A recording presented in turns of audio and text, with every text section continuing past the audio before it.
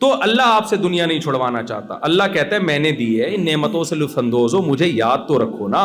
اے اللہ تجھے کیسے یاد رکھیں, اچھا انسان کیسے بننا ہے؟ تو اللہ نے کہا پبلک سے مت پوچھو, بیگم سے مت پوچھو, ابا سے مت پوچھو, پڑوسیوں سے مت پوچھو, گوروں سے مت پوچھو, میں تمہیں بتاؤں گا. اچھا انسان بننے کے لیے سب سے پہلی چیز ہے ایک اللہ پر ایمان.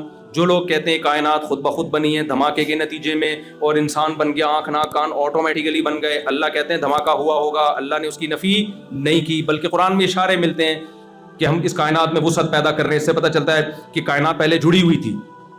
اولم یر الذین کفروا ان السماوات والارض کانتا رتقا, اللہ فرماتے ہیں کافر دیکھتے نہیں ہے کہ زمین اور آسمان پہلے بند تھے. ففتقناہما, ہم نے ان کو ایک دم, کہتے ہیں ایک دم کسی چیز کو پھاڑ ڈالنا.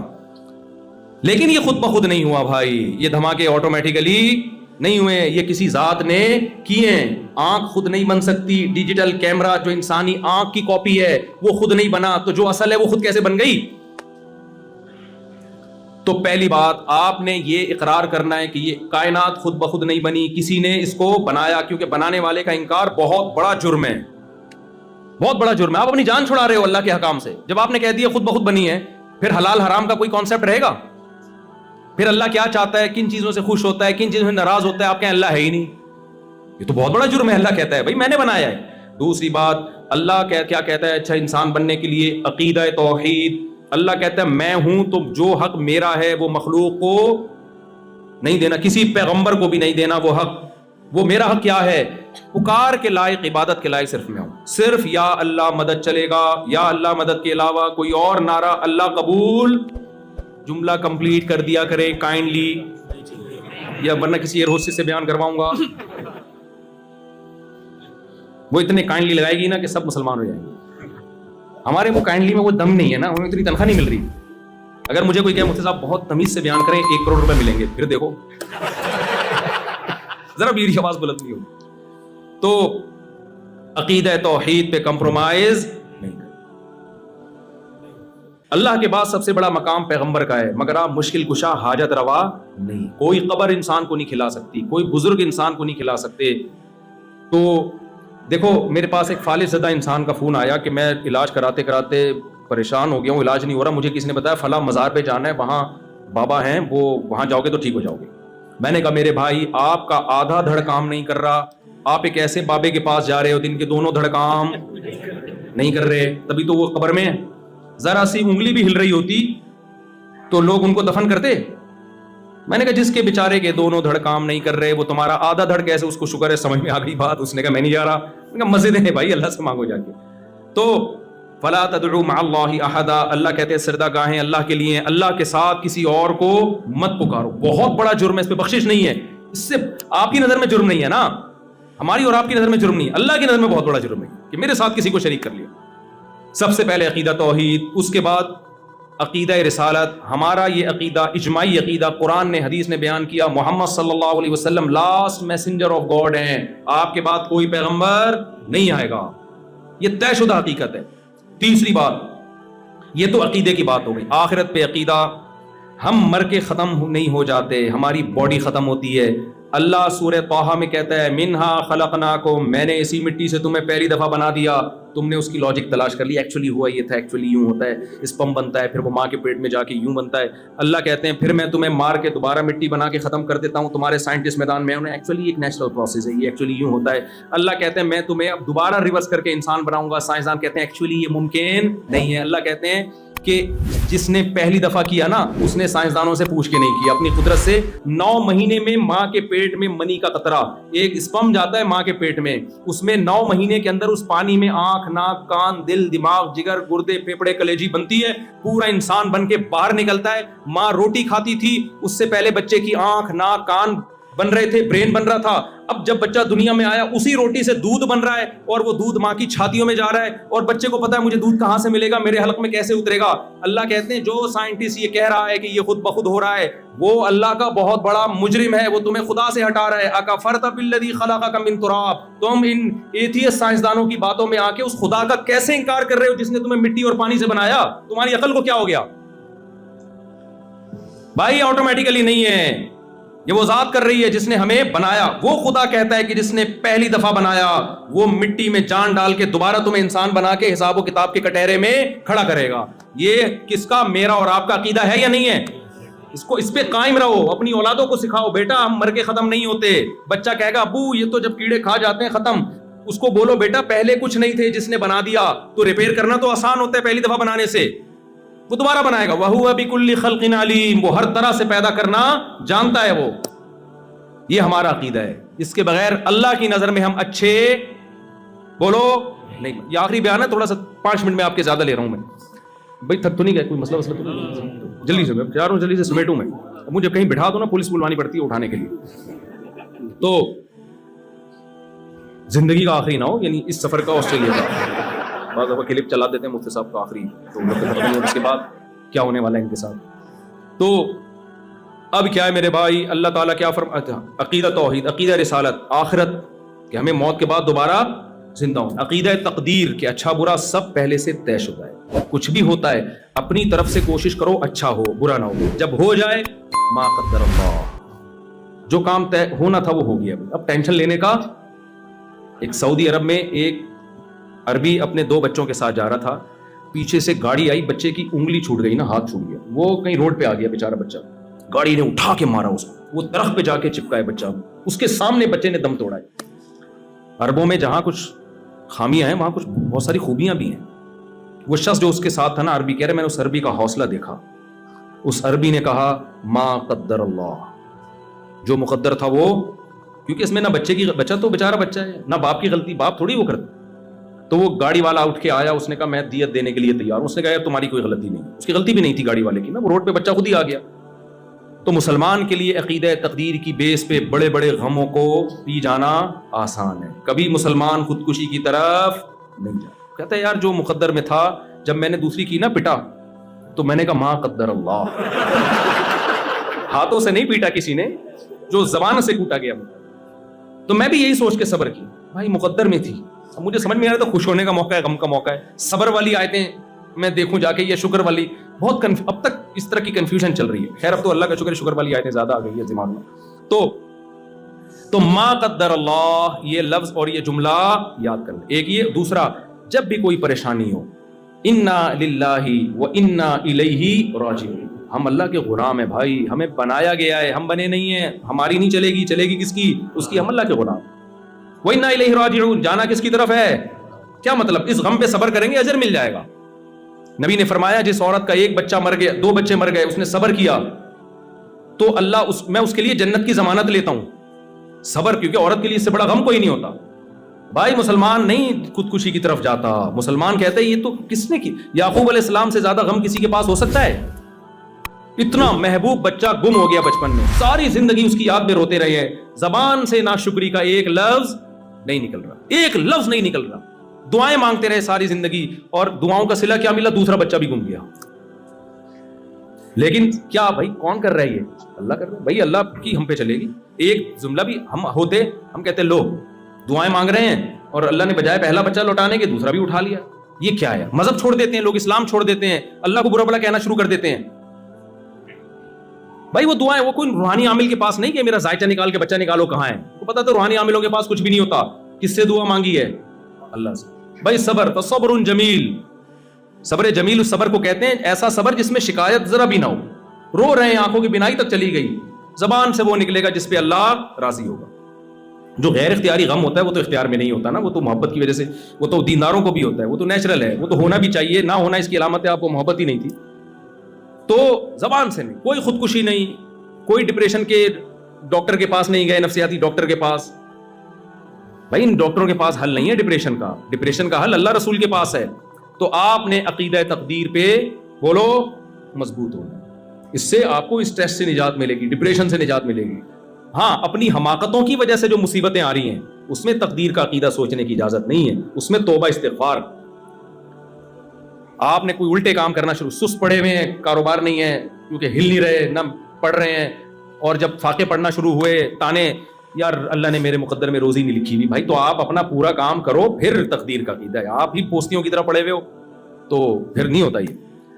چوتھا کام اللہ نے جو سب سے زیادہ جس کو ویلیو دی ہے، جو اللہ کو مانتا ہے، قرآن میں جگہ جگہ عقیدہ توحید اور رسالت اور آخرت کے عقیدے اور تقدیر کے عقیدے کے بعد اللہ نے جس چیز کو سب سے زیادہ فوکس کیا ہے، نماز.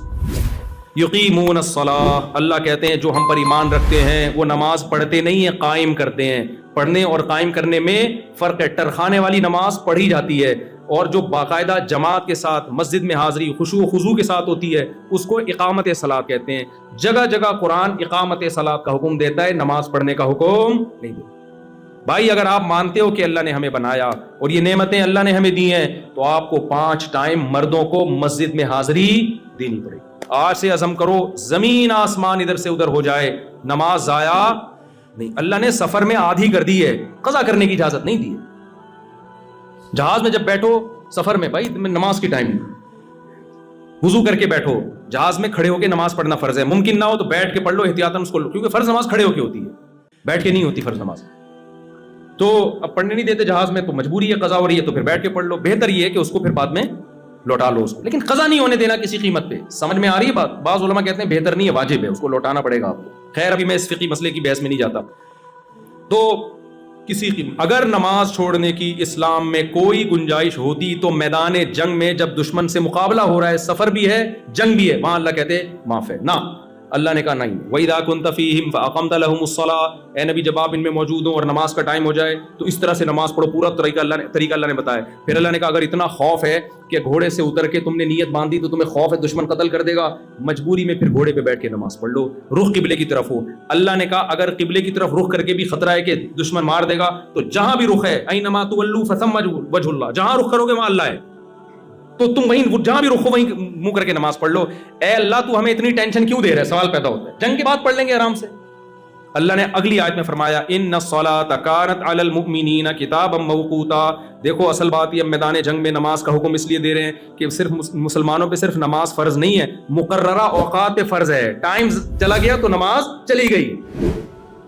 لوگ آخر میں شام کو آ کے ساری نمازیں پڑھ رہے ہوتے ہیں. ایسا نہیں ہوتا بھائی، ہر نماز کا اپنا ایک بولو ٹائم، تو آپ اس ٹائم کی پابندی کو. خواتین گھر میں نماز کا اہتمام کریں. جمعے میں الحمدللہ یہاں خواتین آتی ہیں نماز پڑھنے، جمعے میں مسجد میں آئے تاکہ مسجد سے ان کا رشتہ بولو نا مضبوط رہے. یہاں اگر خواتین مسجدوں میں نہیں آئیں تو ان کا رشتہ مسجد سے ٹوٹ جائے گا. اور عورت گھر میں بچوں کی تربیت کرتی ہے. آج کل تربیت اباؤں کے کنٹرول میں بہت کم ہے، ماؤں کا کنٹرول زیادہ ہے. ماں پردے دار ہوگی بچی پردہ کرے گی، ماں پردہ نہیں کرے گی بچیاں پردہ نہیں، وہ باپ کو بیوقوف سمجھنا شروع کر دیتی ہیں. تو خواتین کو اگر مسجد سے نہیں جوڑیں گے تو بڑا مسئلہ خراب ہو جائے گا. آگے جلدی جلدی ہے جلدی پکڑائی میں پتہ نہیں دوبارہ کب آئیں آپ لوگ. اور نماز قائم کرنا. چوتھی چیز اللہ نے چوتھے نمبر پہ جو سب سے زیادہ ویلیو دی ہے نا وہ زکوٰۃ اور صدقات و خیرات. مسلمان کنجوس بولو نہیں ہوتا، کسی کا حق نہیں دباتا، ایک درہم کسی کا لے کے مرتا نہیں ہے. نبی جس نے پیسہ کسی کا لیا ہو نا اس کے نماز جنازہ نہیں پڑھاتے تھے. جس کا کسی پہ قرضہ ہونا، سوچو یار کیا سزا ہے یہ کہ پیغمبر نماز پڑھانے سے انکار کر، جب تک کوئی ذمہ داری نہیں لیتا کہ اس کا قرضہ میں ادا کروں گا. آپ نے فرمایا شہید کا ہر گناہ معاف ہوتا ہے، قرضہ معاف بولو نہیں. کتنا بڑا جرم ہے یار. اور ان ملکوں میں آپ کو یہاں کے جو انگریز ہیں، گورے ہیں، ان سے زیادہ مالی معاملات میں ایک نمبری دکھانی ہے، کیونکہ یہ لوگ ایک نمبر بنتے ہیں گورنمنٹ کے لا کی وجہ سے. یہ ٹیکس ٹائم پہ ادا کرتے ہیں کیونکہ حکومت کا لا ہے. آپ جو ٹیکس ٹائم پہ ادا کرو گے صرف حکومت کا لا نہیں ہے بلکہ آپ کا ایگریمنٹ ہے گورنمنٹ سے. اور قرآن کہتا ہے جو ہم پر ایمان لاتے ہیں وہ معاہدوں اور ایگریمنٹ کو توڑتے نہیں ہیں. لِكُلِّ غَادِرٍ لِوَاءٌ يَوْمَ الْقِيَامَةِ، فرمایا جو معاہدہ کر کے توڑے گا قیامت میں ایک جھنڈا اس کے ہاتھ میں ہوگا، اس کو پکڑایا جائے گا تاکہ ساری دنیا کو پتا چلے یہ معاہدہ توڑنے والا آدمی ہے. حساب و کتاب سے پہلے نا ایک علامت لگا دی جائے گی، یہ جھنڈا پکڑ، یہ سارے غداروں کے ہاتھ میں جھنڈا ہے جو معاہدہ کر کے توڑتے تھے. اگر معاہدہ توڑنے کی کوئی گنجائش ہوتی، لوگ یہاں آتے ہیں معاہدے توڑ رہے ہوتے ہیں. دیکھو نبی صلی اللہ علیہ وسلم کے غیر مسلم سے معاہدہ ہوا مشرکین مکہ سے کہ یہاں سے کوئی کافر ہو کے وہاں جائے گا تم واپس نہیں کرو گے، وہاں سے کوئی مسلمان ہو کے ادھر آئے گا ہم فوراً واپس کر دیں گے. یہ معاہدہ مسلمانوں کے فیور میں نہیں تھا لیکن ہو گیا نا معاہدہ. ادھر سے حضرت ابو جندل اسلام قبول کر کے ادھر آئے، ہاتھوں میں بیڑیاں ہیں کیونکہ ان پہ ظلم ہو رہا تھا، بھاگ کے آئے تھے، فرار ہو کے آئے. مشرکین نے کہا آپ کا ایگریمنٹ ہوا ہے، وہاں سے جو آئے گا واپس کریں گے. ابو جندل نے عرض کیا یا رسول اللہ مجھے ان کافروں کے حوالے کر رہے ہیں تو مجھے مار دیں گے. آپ خاموش ہیں اور پکڑ کے ان کے حوالے کیوں؟ معاہدہ مسلمان معاہدوں والذین هم لاماناتہم وعہدہم راعون، اللہ کہتے ہیں جو ہم پر ایمان رکھتے ہیں وہ امانت میں خیانت نہیں کرتے اور وہ معاہدوں میں خلاف ورزی نہیں کرتے۔ 1 کھرب روپے بھی کوئی آپ کے پاس رکھوا دے، اس کو اطمینان ہونا چاہیے کہ 1 روپیہ بھی اس سے نہیں نکالے گا۔ یہ اس کو کہتے ہیں 1 نمبر۔ سمجھتے ہو کہ نہیں سمجھتے؟ دیکھو ہمارے نبی صلی اللہ علیہ وسلم نے جب پہلی مرتبہ نبوت کا دعویٰ کیا تو آپ کے پاس 2 عمل تھے۔ ایک آپ کا کیریکٹر کہ آپ نے کبھی جھوٹ نہیں بولا، آپ نے کبھی امانت میں خیانت نہیں کی، اور آپ نے کبھی کسی سے کیا ہوا ایگریمنٹ نہیں توڑا۔ یہ 3 عمل آپ کے پاس تھے۔ اور ایک عمل تھا آپ کی غار حرا کی عبادت۔ یہ بھی تھا کہ نہیں تھا؟ مشرکین کے پاس جب آپ نے نبوت کا اعلان کیا تو غار حرا کی عبادت کو پیش نہیں کیا۔ آپ نے فرمایا بتاؤ کیا تم نے مجھ سے کبھی جھوٹ سنا؟ انہوں نے کہا نہیں۔ یعنی آپ نے یہ ثابت کیا کہ میں صادق بھی ہوں اور امین بھی۔ اسی کو کیریکٹر کہتے ہیں نا یار، کیریکٹر لیس آدمی نہیں ہے، قابل اعتماد ہے، یعنی جھوٹ نہیں بولے گا اور 2 نمبری نہیں کرے گا۔ تو نبی نے اپنے کیریکٹر کو پیش کیا ہے۔ آپ جب یہاں غیر مسلم کے سامنے اسلام رکھو گے، وہ آپ کے رمضان کو، آپ کے روزوں کو، آپ کی نماز، آپ کے حج عمرے کو نہیں دیکھے گا، وہ آپ کے کیریکٹر کو دیکھے گا کہ مالی لین دین میں کیسا ہے، لالچی تو نہیں ہے، ٹوپیاں کرانا تو نہیں جانتا، جھوٹ تو نہیں بولتا، معاہدوں کی خلاف ورزی تو نہیں کرتا۔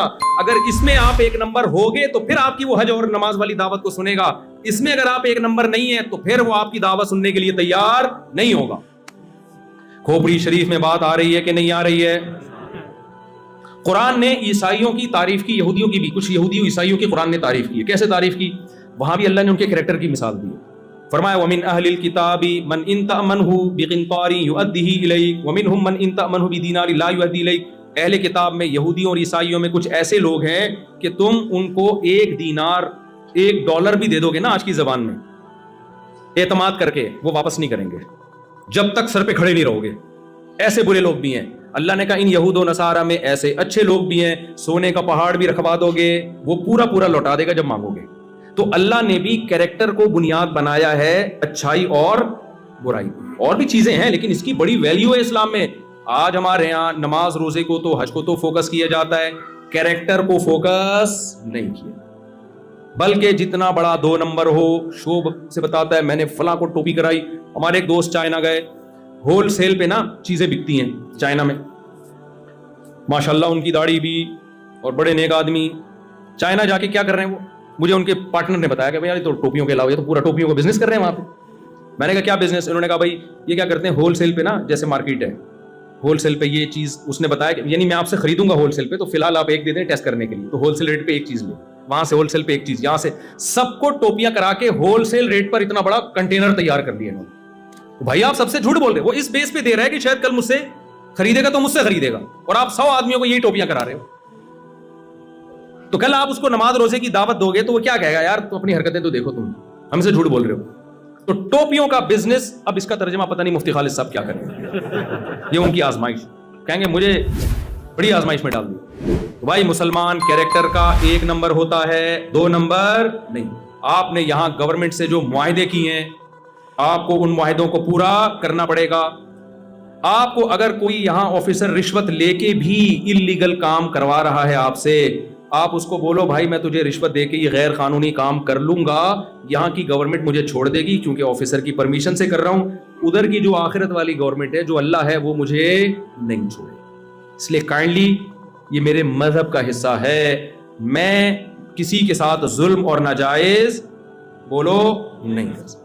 سمجھ میں آ رہی ہے بات؟ اس لیے آپ ٹائم پہ ٹیکس دے دیا کرو، آپ کا امیج گورنمنٹ کی نظر میں اچھا جائے گا کہ انڈیا، بنگلہ دیش اور پاکستان سے جو مسلمان آتے ہیں انہوں نے ہم سے معاہدہ کیا تھا جب انہوں نے نیشنلٹی کے لیے یا رہنے کے لیے اپلائی کیا تھا تو اس میں ان سے کچھ فارم پہ سائن لیے گئے تھے، فری پھوکٹ میں یہاں داخلہ، یہ کسی کو اس بیس پہ یہاں انہوں نے گھسنے دیا کہ آپ کی جو آسٹریلیا کا وزیر اعظم ہے آپ کے خالو ہیں، وہ جی میرے خالو ہیں اس لیے میں یہاں اس سلسلے میں آنا چاہتا ہوں، صحیح ہے نا؟ اب آپ جب گھر میں بیگم کے پاس جاؤ نا تو آپ بولو میں اس سلسلے میں بیگم آپ سے ملاقات کے لیے حاضر ہوں کہ آپ میری وائف ہیں، ورنہ تو ٹائم دیتے نہیں نا آج کل لوگ بیویوں۔ تو آپ نے یہاں، کیونکہ ان کے لیے بہت بڑا مسئلہ ہے، میں یورپ میں گیا نا وہاں پتا چلا کہ ٹیکس چوری کرنے میں الحمدللہ بہت بڑا ریکارڈ ہے۔ کس کا ہے یہ میں نہیں بتاؤں گا، پھر لوگ مجھے پاکستان میں تنگ کرتے ہیں کہ آپ ایسی باتیں کرتے ہو ہمارے خلاف۔ ٹیکس چوری کرنے میں، اور میرے بھائی وہاں اور یہاں میں کم از کم اتنا فرق تو ہے کہ یہاں آپ سے اگر ٹیکس لے رہے ہیں تو آپ کو وہ فائدے بھی تو دے رہے ہیں نا. یہ کیا بات ہے یار, فائدہ لیتے ہوئے آپ بھرپور طریقے سے فائدہ اٹھاتے ہو اور دینے کی باری آتی ہے تو ڈنڈی مارتے ہو. ہانگ کانگ میں میں نے ایسے مسلمز دیکھے ہیں جو کیا کر رہے ہیں, اپنے آپ کو بے روزگار شو کر کے فری پھوکٹ کے پیڑے کھا رہے ہیں گورنمنٹ سے. یہاں بھی ایسے ہوں گے ماشاءاللہ, شاید بیان میں بھی ہوں, اللہ معاف فرمائے. اب توبہ کر لو بھائی. $3,000 آسٹریلین گورنمنٹ دے رہی تھی بے روزگاروں کو. چھپڑ میں کاروبار چل رہا ہے, مزدوری چل رہی ہے, کام چل رہا ہے, اور ادھر سے کیا لے رہے ہیں, بے روزگاری کا الاؤنس لے رہے ہیں. کس قدر بے شرمی کی بات ہے. ایک حکومت تم پر احسان کر رہی ہے, احسان فراموشی کا تقاضا یہ ہے کہ تم چھپڑ میں وہاں سے کما بھی رہے ہو اور ادھر سے, یہ تو حرام خوری ہو گئی نا. اس سے بڑی بھیک کوئی ہو سکتی ہے؟ ہمارے نبی نے بغیر دھوکے کے بھیک مانگنے سے منع کیا ہے. ایک صحابی نبی کے پاس آئے, کچھ نہیں ہے, آپ نے فرمایا جاؤ گھر میں جو کچھ ہے لاؤ, بیچا, اس کو کلاڑی دی, ان صحابی نے لکڑیاں کاٹ کے لا کے بیچ کے بزنس شروع کیا. آپ نے فرمایا لوگوں کے سامنے ہاتھ پھیلانے سے بہتر ہے کیا کرو, کاروبار کرو. جب لوگوں کے سامنے ہاتھ پھیلانا, حالانکہ وہ دھوکہ دے کے نہیں پھیلا رہے تھے, واقعی غریب تھے وہ, آپ دھوکہ دے کے گورنمنٹ کے سامنے ہاتھ پھیلاؤ, یہ زیادہ برا ہے یا نہیں ہے؟ اور اس سے اسلام بدنام ہو رہا ہے, آپ کا کنٹری بدنام ہو رہا ہے, آپ کا ملک کا امیج. ہم حکمرانوں کو گالیاں دیتے ہیں یار ہمارا امیج خراب کر کے رکھا ہوا ہے, تو عوام نے کون سا اپنا امیج پاکستان کا بحال کر کے رکھا ہوا ہے؟ حکمرانوں نے اگر ہمارا امیج دنیا میں خراب کیا ہے تو عوام نے بھی اپنی حرکتوں سے خراب کیا ہے. یہ لوگ آپ کی نماز روزے کو نہیں دیکھیں گے, یا آپ کے حج اور رمضان کی تراویح کو نہیں دیکھیں گے, یہ دیکھیں گے یہ لوگ ٹیکس ٹائم پہ جمع کراتے ہیں کہ نہیں کراتے, لا کو فالو کرتے ہیں کہ نہیں کرتے. اگر آپ کا امیج ان کے سامنے یہ چلا گیا کہ یار یہ لوگ ہمارے لیے خطرہ نہیں ہے, ملک کے امن و امان میں اور کرمنل ایکٹیویٹیز میں مبتلا نہیں ہے, تو یہ آپ کو اور زیادہ سہولتیں دیں گے. اور اگر آپ نے ان کے اگینسٹ چلنا شروع کر دیا, جائز کاموں میں بھی ان کی مخالفت کرنا شروع کر دی, تو بھائی صرف آپ بدنام نہیں ہوگے, آپ لوگوں کو اللہ کے راستے اور اسلام سے روکنے کا سبب اور ذریعہ بن جاؤ. تو اس لیے معاہدوں کی خلاف ورزی بولو مت کرو. آخری بات, بس سچی مچی کی آخری, سچی مچی کی آخری, وہ یہ ہے کہ اسلام نے آپ کو نماز کا حکم دیا, خرچ کرنے کا حکم دیا, آپ نے لوگوں پہ بھی خرچ کرنا ہے, مسجد میں بھی خرچ کرنا ہے, دینی مدرسوں پہ بھی, غیر مسلموں پہ بھی خرچ کرنا ہے. آپ کو کوئی ضرورت مند, کل مجھے کسی نے بتایا, عالم ہے وہ, علماء عالم تو نہیں, علماء کے ساتھ بیٹھتے ہیں, ایک گورے کو ضرورت تھی, کہتے ہیں میں نے اتنا خرچ کیا اس کے اوپر, وہ بڑا حیران ہو رہا تھا. ہر ایک پہ خرچ کرو, انسان پہ خرچ کرو, آپ مسلمان کنجوس نہیں ہوتا. اور ایک آخری بات کہ دیکھو اسلام میں اور جو غیر مسلم اور مسلم میں ایک بڑا فرق پتہ ہے کیا ہے؟ اسلام یہ چاہتا ہے کہ آپ کے ریلیشن ہوں, جبکہ جو غیر مسلم ہے نا وہ انفرادی زندگی کی طرف جا رہے ہیں, انڈیویجول لائف ہونی چاہیے ہر ایک کی. سمجھتے ہو کہ نہیں سمجھتے؟ یہ بہت اہم بات ہے. اور باقی آخری کہ وہ ان کے ہاں ریلیشن کی کوئی ویلیو بولو نہیں, میں اپنا کماتا ہوں تم اپنا کماتی ہو, اپنی چائے خود بناؤ میں اپنی چائے خود بناؤں گا, اور ابا اماں کا جو سیٹ اپ چل رہا ہے مارکیٹ میں وہ کوئی بہت زیادہ قابل تعریف نہیں ہے. ابا ہوتے بھی ہیں نہیں بھی ہوتے ہیں تو وہ ہونا نہ ہونا ابا کا کیا ہے, تقریباً برابر ہی ہے. اولڈ ہاؤس ٹھکانا ہو سکتا ہے, کچھ لوگ گھر میں بھی رکھ لیتے ہیں, وہ اتنا ویلیو نہیں ہے ان کے ان چیزوں کی. یہ ٹھیک ہے بھائی, ان کا مذہب ہے, جیسا ان کا مذہب ان کو کہتا ہے, ان کا کلچر کہتا ہے, چلتے رہیں, لیکن آپ یا تو ان کے کلچر کا کلمہ پڑھ لو یا اسلام کا کلمہ پڑھ لو. اسلام کا جب کلمہ پڑھو گے تو اسلام ریلیشن کا قائل ہے, خالق اور مخلوق کا مضبوط ریلیشن چاہتا ہے اسلام. آپ اللہ کو اپنی زندگی سے نہیں نکال سکتے, اس ریلیشن کے لیے اسلام نے کہا نماز پڑھو, حج کرو, زکوٰۃ دو, رمضان میں تراویح ہے, روزے ہیں, اور صدقات و خیرات ہیں اللہ کی خاطر, یہ ساری ذکر اذکار ہے, یہ سب اللہ اور مخلوق کا ریلیشن درست کرنے کے لیے. پھر اللہ نے مخلوق کا آپس میں بھی ایک ریلیشن رکھا ہے, آپ اس ریلیشن سے دستبردار بولو نہیں. ان میں سب سے پہلے والدین, دادا دادی, نانا نانی, آپ ان کو اولڈ ہاؤس میں جمع نہیں کرا سکتے. دادا دادی, نانا نانی, ابا اماں غصے میں آپ کو ڈانٹتے ہیں, آپ غصے میں رپلائی نہیں کر سکتے. آپ نے ان کے سامنے اپنے بازوؤں کو ذلت سے جھکانا ہے, ایسا شو کرنا ہے میں غلام ہوں ان کا.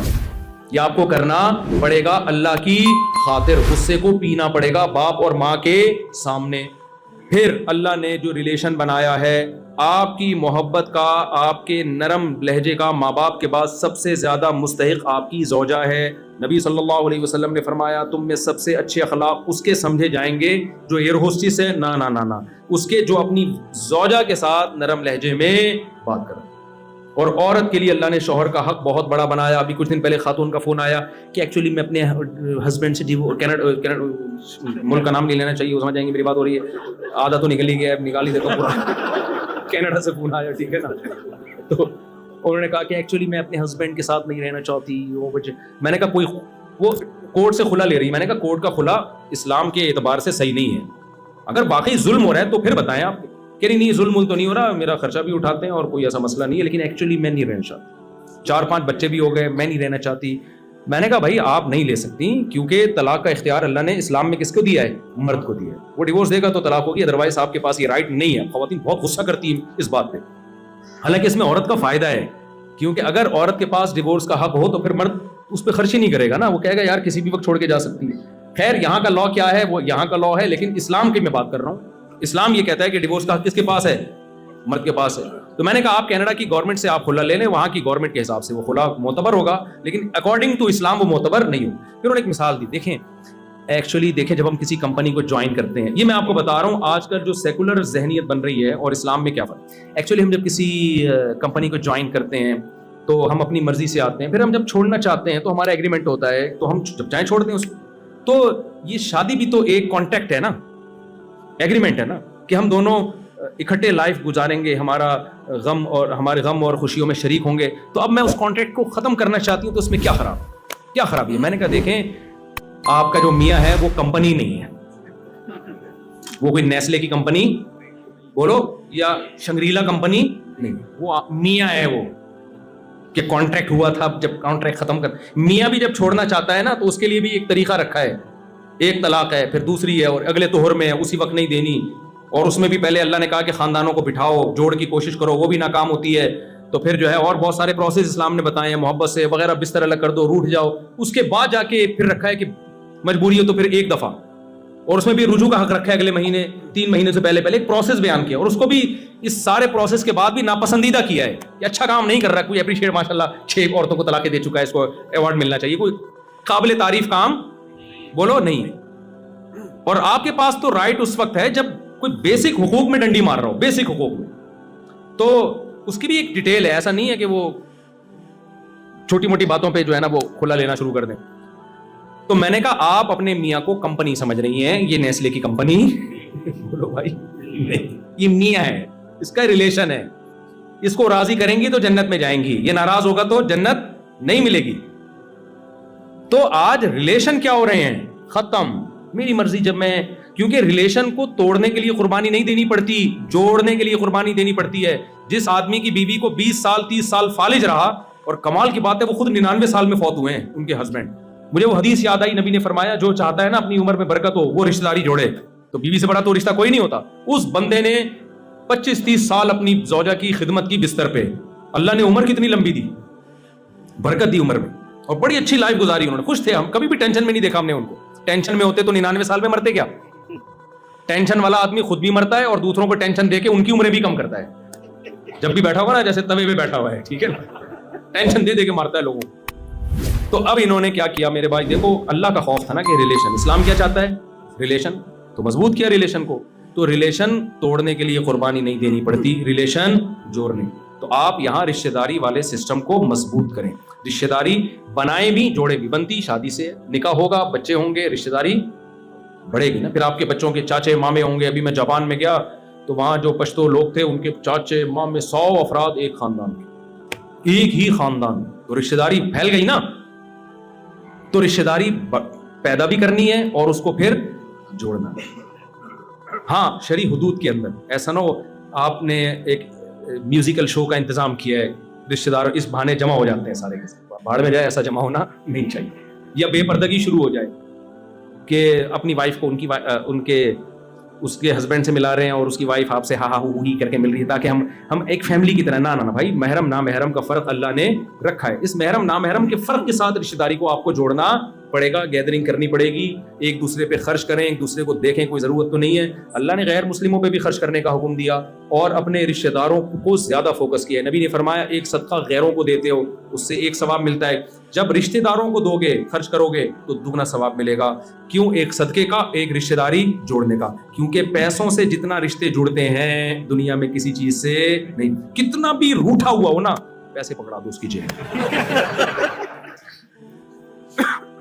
کوئی بھی, آخری بات ہے, آخری مثال, پیسے سے جڑتا بھی ہے, ٹوٹتا بھی ہے. آج کتنے لوگ ہمیں شکایت کرتے ہیں یار ہمارے رشتے دار آسٹریلیا آئے, پیسہ آ گیا, اب ہمیں سلام کرنا بھی انہوں نے چھوڑ دیا. جب پاکستان جاتے ہیں نا تو ان کو انسلٹ محسوس ہوتی ہے, یہ رکشے والا میرے پاس آ کے کیوں بیٹھ رہا ہے, یہ ٹماٹر والا ہے یار یہ میرے اسٹینڈرڈ کا نہیں ہے. او بھائی آپ کا بھائی ہے, آپ کی بہن ہے, آپ کا چچا زاد ہے, آپ کا کزن ہے, آپ کی کزن ہے.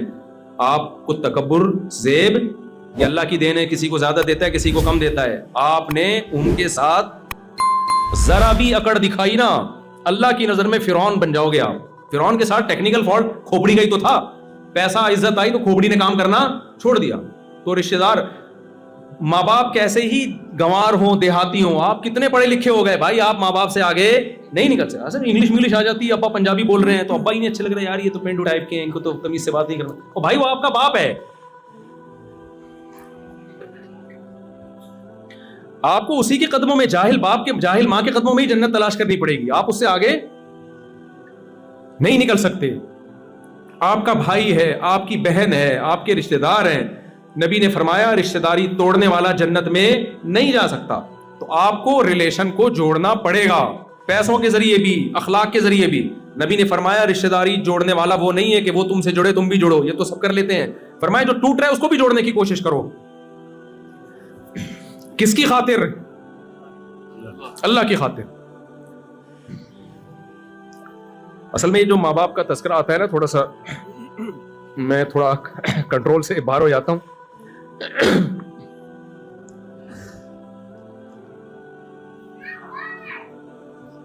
کیونکہ ہم نے تو دیکھا ہے نا ماں باپ کی محبت, تو مجھے بڑی حیرانگی ہوتی ہے کہ یار ماں باپ کو کیسے بھولتے ہیں لوگ.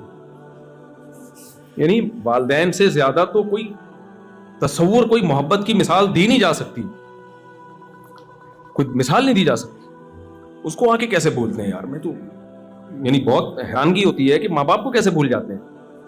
ابھی کچھ دن پہلے کسی نے بتایا کہ کوئی خاتون اپنے ماں کو ڈانٹ رہی تھی, اس بیچاری سے امیگریشن میں کوئی اس کو نہیں آ رہا ہوگا بورڈنگ کارڈ کیسے لگایا جاتا ہے, پڑھی لکھی نہیں ہے, تو اس کو سنا رہی ہے, گھنٹے سے سمجھا رہی ہوں. تو یار یہ تم پڑھے لکھے ہو, وہ تھوڑی پڑھے لکھے ہیں. ایک باپ نے, بوڑھے باپ نے اپنے بیٹے سے پوچھا بڑھاپے میں نا, کیونکہ آج کل اولادوں کے پاس, بوڑھے ماں باپ کے پاس بیٹھنے کا ٹائم نہیں. کہتے اتنی دیر میں ہم لائف کو انجوائے کر لیتے, ان کی بڑھاپے میں انسان کی عقل صحیح کام نہیں کرتی ہے. تو ایک بوڑھے باپ نے اپنے بچے سے پوچھا بیٹا یہ کیا, کوا بیٹھا ہوا تھا. بیٹے نے کہا کوا ہے. پھر بھول گیا بیچارہ, پھر دوبارہ پوچھا, 2-3 دفعہ پوچھا بیٹے کا میٹر, کیونکہ پڑھا لکھا بہت ہے نا, ایجوکیشن ہے, اور فضول سوالات سے ڈپریشن میں جاتا ہے. فضول سوالات سے کس میں جاتا ہے؟ اس نے اسکول میں پڑھا ہے کہ فضول باتیں نہیں کرنے دو, نہ کرو نہ کسی سے سنو. تو اس کو 2-3 دفعہ میں غصہ آ گیا, بولا اندھے ہو ابا, نظر نہیں آ رہا. 100 دفعہ بولا کوا ہے, کیوں دماغ کھا رہے ہو میرا. باپ کو نہ اپنا واقعہ یاد آ گیا. اس نے کہا بیٹا جب تو چھوٹا تھا نا, تو نے 10 دفعہ پوچھا تھا, 10 دفعہ پوچھا تھا یہ کیا ہے, اور میری پیشانی پہ ایک دفعہ میں بھی لکیر بولو نہیں آئی. یہ ہوتا ہے. کتنا تنگ کرتے ہیں بچے ماں باپ کو. کیا ماں باپ عیدی سینٹر میں جمع کرا دیتے ہیں ان کو؟ وہ بھی تو کر سکتے تھے یار, یہ بہت تنگ کر رہا ہے. بیمار ہوتے ہیں بچے, سال سال تک بیمار رہتے ہیں, چیخنا چلانا, رات کو سونے نہیں دے رہے. کبھی ماں کو خیال آیا کہ عیدی سینٹر میں جمع کرا دوں؟ آپ کو کیسے خیال آتا ہے کہ بوڑھا ہو گیا تو اولڈ ہاؤس میں جمع کرا دوں اس کو میں؟ یہ کیسے خیال آ سکتا ہے بھائی آپ کو؟ وہ چیخ رہا ہے تو آپ بھی چیخنا شروع کر دو اس کے سامنے. تو یہ اللہ کا حق ہے بھائی. یہ کس کا حق ہے؟ ماں باپ کی خدمت کرنا ماں باپ کا حق نہیں ہے. کس کا حق ہے؟ یہ اللہ کے کہنے پر ہم کر رہے ہوتے ہیں. اللہ نے آرڈر دیا ہے ہمیں. عیسیٰ ابن مریم ماں کی گود میں تھے جب اللہ نے بولنا سکھایا, تو ماں کی گود میں جب بول رہے ہیں نا کہ میں بغیر باپ کے ہوں, میں ولد الزنا نہیں ہوں, مجھے کس نے پیدا کیا؟ اللہ نے. اسی وقت کہہ رہے ہیں کہ مجھے اللہ نے حکم دیا ہے کہ نماز قائم کروں, زکات دوں, وبرم بوالدتی, میں پیغمبر بنوں گا, اور ایسا پیغمبر جو قرب قیامت میں نازل ہو کر مسلم امت کی قیادت کروں گا, لیکن مجھے حکم دیا ہے کہ میں اپنی ماں کے ساتھ اچھا سلوک کروں. اتنے بڑے پیغمبر کو اللہ ماں کی گود میں بتا رہا ہے کہ بڑے ہو کر اپنا مقام دیکھ کر اپنی ماں کو تمہیں بھولنے کی اجازت بولو نہیں ہے. تو بھائی یہ بہت بڑا حق ہے, اس کو آپ ہلکا نہ سمجھیں. یہاں نسلیں بڑی بدتمیز ہو رہی ہیں آج کل کی. جن گھروں میں ماں باپ کا احترام ہے نا, وہ پتہ ہے وہ ماں باپ ہیں جنہوں نے اپنے باپ اور ماں کی حیثیت ہی ختم کر دی. وہ اولاد کے سامنے جھک گئے ہیں. ان گھروں میں ماں باپ کی چلتی ہے، یعنی ماں باپ کے ساتھ اچھا سلوک ہے، کیونکہ باپ اپنے آپ کو باپ سمجھتا ہی نہیں ہے، اس نے کمپرومائز کر لیا، بھائی یہ بیٹا ہے، کسی بھی وقت اس کا میٹر گھوم سکتا ہے۔ میرے پاس کیس آتے ہیں نا کراچی میں، تو بیٹا بگڑا ہوا ہے تو باپ بیٹے کو لے کر آتا ہے کہ بگڑا ہوا ہے، بیٹا اتنی اونچی آواز سے بات کر رہا ہوتا ہے نا، اور باپ بڑے نرم لہجے میں، باپ کو ڈر ہوتا ہے اگر میں نے تھوڑا اونچی آواز سے بات کی، یہی مفتی صاحب کے سامنے مجھے سنا دے گا۔ پھر بیٹا بتا رہا تھا میرا باپ یہ ہے، میرا باپ یوں ہے۔ مجھے لگتا ہے کہ یار تو اپنے اسٹائل سے بتا رہا ہے کہ باپ تو ہے اور اولاد تو نے اس کو بنا کے رکھا ہے۔ تو بھائی اللہ کے بعد سب سے بڑا حق کس کا اللہ نے دیا ہے؟ اولڈ ہاؤس میں نہیں جمع کراؤ، ان کی خدمت کرو، ان کے پاؤں میں جنت تلاش کرو۔ تو اسلام کا حکم نماز ہے، شراب سے بچنا، زنا سے بچنا، روزہ رکھنا، حج کرنا،